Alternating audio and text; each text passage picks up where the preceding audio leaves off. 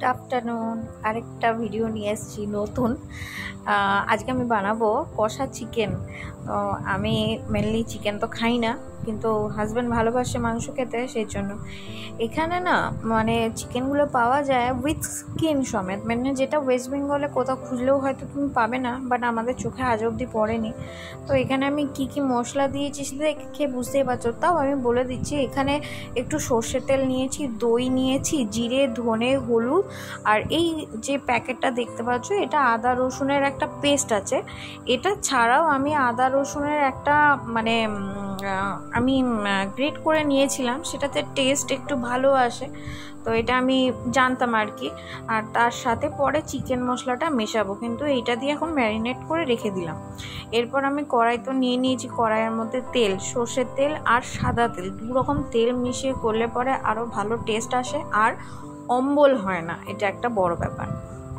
তো যাই হোক, আমি সামান্য তেলই নিয়েছি, কারণ উইথ স্কিন বলে না তেল ছাড়ে মাংস থেকে, তো সেই কারণে তেলটা আমি কম নিয়েছি। এখানে ফোড়নে আমি দিয়েছিলাম জিরে, বড় এলাচ, একটা দারচিনি আর লবঙ্গ, বাস। এবার পেঁয়াজটা একটুখানি ভেজে নেব।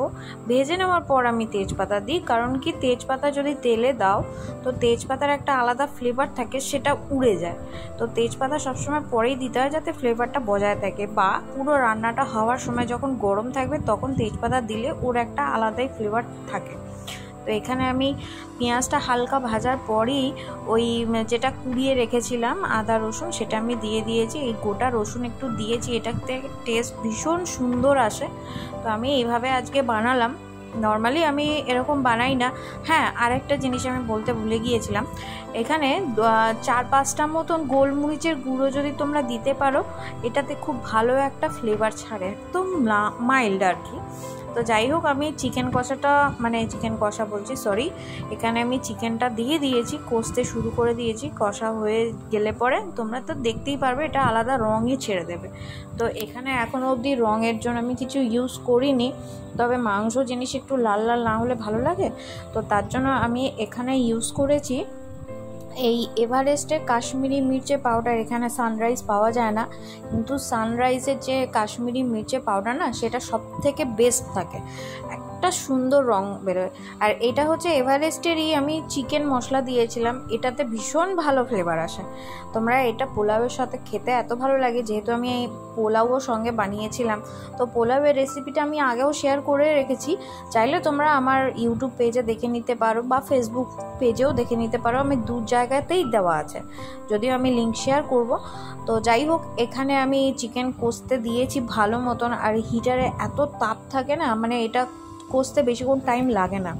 আমি যেহেতু এখন হিটারেই রান্না করছি, তো সেই কারণে বেশিক্ষণ কষতে টাইম লাগে না। দেখো অটোমেটিক আমি অল্প তেলে রান্না করেছি, কিন্তু তেল অলরেডি এখানে ছাড়তে আরম্ভ করে দিয়েছি, যেহেতু এটা উইথ স্কিন ছিল। তো জানি না এটাতে কীরকম। আমি এরপর জল মিশিয়ে আরেকটুখানি, কেন এই সময় না আমার হিটারটা খারাপ হয়ে গেছিলো, খারাপ বলতে কি হিটারের তারগুলো কেটে গেছিলো। তো যাই হোক, জল দিয়েও আমি কষে নিয়ে এবার দেখো একদম সুন্দরভাবে হয়ে গেছে। এরপর আমি কুকারে দিয়ে দেবো। তো ধনেপাতা দিয়ে এইটা হচ্ছে আমার ফাইনাল লুক। আমাকে জানিও কেমন হয়েছে, তোমরাও বানিয়ে আমাকে শেয়ার করতে পারো। এবার আমি ওকে খেতে দিয়ে দেবো, কারণ পোলাওয়ের রেসিপি আগেও শেয়ার করেছি, তুমি এটা দেখে নিতে পারো। চলো টাটা, এখন আরও পরে নিয়ে আসবো অন্য ভিডিও। বাই।